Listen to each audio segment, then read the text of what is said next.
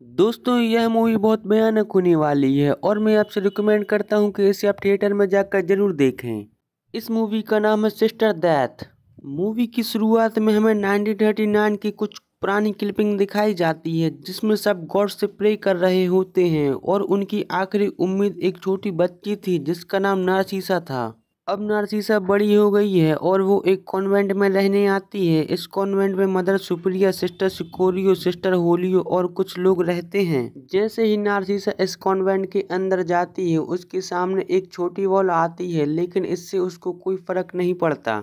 अब नारसीसा मदर सुपीरिया से मिलती है तो वो उसे बताती है कि किस तरह उसने सबकी रक्षा की थी। तब सब उसे पेरो ब्लास्को की पवित्र लड़की कहते थे। मदर सुपीरिया नारसीसा से आजीवन साथ रहने और ईश्वर से शादी करने को कहती हैं, पर शायद नारसीसा को यह मंजूर नहीं था।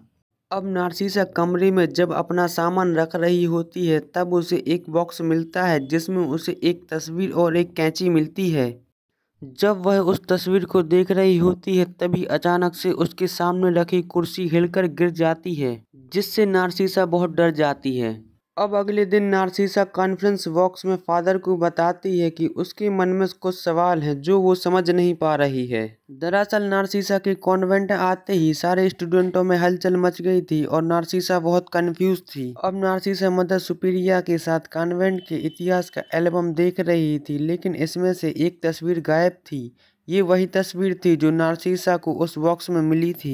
नारसीसा उस तस्वीर को देखने अपने कमरे में आती है तभी सामने रखी कुर्सी फिर से गिर जाती है।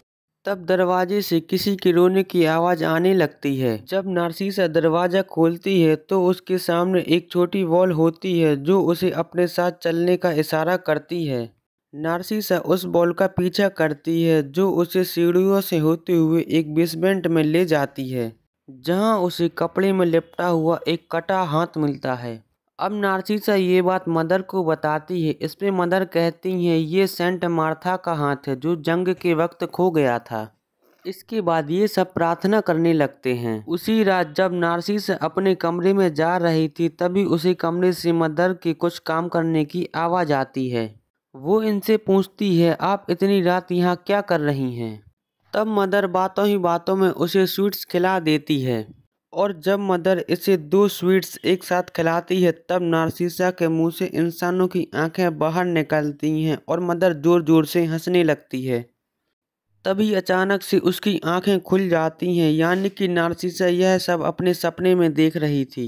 अब नारसीसा प्रार्थना कर रही होती है तभी उसके हाथों में जो माला थी उससे खून निकलने लगता है और जीसस के सामने उसे एक नन की लाश हवा में उड़ती हुई दिखाई देती है। यहाँ नारसीसा के साथ कुछ अजीब होने लगता है और थोड़ी ही देर में सब नॉर्मल हो जाता है।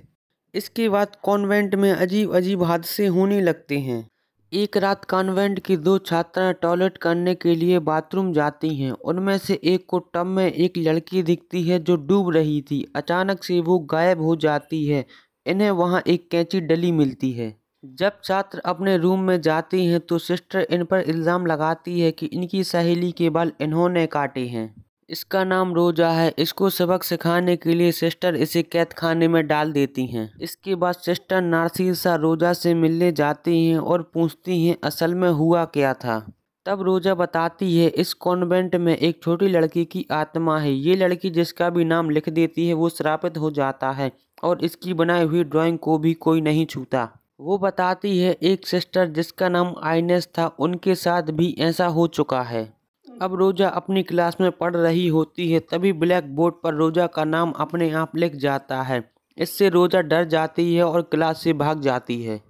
तब सिस्टर नारसीसा रोजा के पास जाती है और उससे उस छोटी बच्ची को देखने को कहती है। यह तभी मुमकिन था जब कोई उस ड्राइंग को पूरा करे जो उस छोटी बच्चे की आत्मा बनाती थी। यह जोखिम नारसीसा और रोजा दोनों लेते हैं, लेकिन उस छोटी बच्चे की आत्मा सिर्फ रोजा को दिखाई देती है। तभी अचानक से रोजा गायब हो जाती है और सिस्टर नारसीसा रोजा को ढूंढते ढूंढते कॉन्फ्रेंस बॉक्स में पहुंच जाती हैं। यहाँ इनसे एक फादर बात कर रहे होते हैं। तभी फादर की आवाज़ बदल जाती है जिससे नारसीसा समझ जाती है कि वो फादर नहीं है। तभी बहुत सारे हाथ नारसीसा को पकड़ने के लिए अचानक से आ जाते हैं और वो कॉन्फ्रेंस रूम से बाहर आ जाती है। बाहर आते ही नार्सिसा के सामने वाला गेट खुलता है जिसमें नार्सिसा को रोजा की फांसी टंगी हुई दिखाई देती है। रोजा अब मर चुकी है। नार्सिसा को लगता है ये सब मेरी वजह से हुआ है, इसीलिए अब वो कॉन्वेंट छोड़कर जाने लगती है। तभी नार्सिसा वही मूवमेंट करने लगती है जैसे हमें कहानी की शुरुआत में दिखाया गया था, जिससे उसे सब दिखाई देने लगता है जो इस कॉन्वेंट के अंदर हुआ था। वो देखती है जंग के पहले यहाँ मूर्तियाँ तोड़ी गईं, आतंक मचाया गया और एक सिस्टर के साथ बलात्कार भी हुआ था। जब नार्सिसा इस सब से बाहर निकलती है तो वो अपने आप को कॉन्वेंट के अंदर बिस्तर में पाती है। इससे नार्सिसा की आंखें घायल हो गई थी, जिससे उसकी आंखों पर पट्टी बांधनी पड़ती है। नार्सिसा सिस्टर सगरारियो से वो बॉक्स मांगती है जो उसे कमरे में शिफ्ट होते वक्त मिला था। इस बॉक्स से उस तस्वीर को निकालने को कहती है। यह तस्वीर पकड़ते ही नार्सिसा समझ जाती है कि यह सिस्टर सिकोरा है जिसके साथ बलात्कार हुआ था और इससे एक बच्ची जन्मी थी। यह बात कॉन्वेंट की सिस्टर्स को बस पता थी। यह बात सुनकर सगरारियो कमरे से बाहर चली जाती हैं। तभी सिस्टर सिकोरो का भूत वहां आ जाता है जो उसकी बच्ची के साथ क्या हुआ सब बताता है। दरअसल सिकोरा की बेटी को बुखार था और सिस्टर इसे डॉक्टर के पास ले जाने से मना कर रही थी। सिस्टर इसका इलाज पानी के टब में करती हैं जिससे इसकी मौत हो जाती है। सिस्टर सिकोरा दरवाजे के बाहर तड़पती रहती हैं। इसके बाद वह अपने कमरे में जाकर फांसी लगा लेती हैं। इससे नार्सिसा को गुस्सा आता है और सिकोरा जिस कमरे में कैद थी नार्सिसा वो दरवाज़ा खोल देती है, जिससे सिकोरा आज़ाद हो जाती है और अपनी बच्ची की मौत का बदला लेने लगती है, जिससे वह मदर सुपीरिया और सिस्टर होलियो को मार देती है। अब सिस्टर सिकोरो का गुस्सा शांत हो जाता है और वह अपनी बच्ची को ले जाती है।